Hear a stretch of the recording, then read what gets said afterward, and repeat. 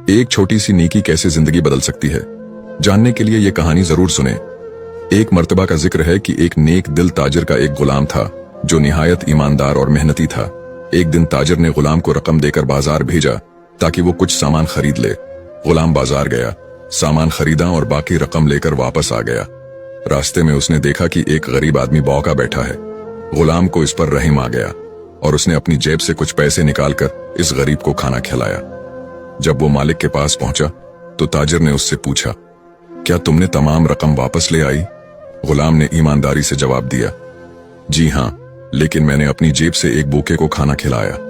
ताजिर बहुत खुश हुआ और कहा, जो कुछ तुमने अल्लाह की राह में दिया वो जाये नहीं होगा, बल्कि अल्लाह तुम्हें उसका कई गुना बदला देगा। चंद दिन बाद अचानक उस ताजिर का कारोबार पहले से ज्यादा तरक्की करने लगा। नफा बढ़ता गया और वो पहले से ज्यादा खुशहाल हो गया। वो समझ गया कि यह सब इस गुलाम की नेकी की बरकत से हुआ है। नतीजा, अल्लाह की राह में दिया हुआ कभी जाये नहीं जाता। जो दूसरों की मदद करता है, अल्लाह उसे दुनिया और आखिरत में बेहतरीन बदला अता फरमाता है।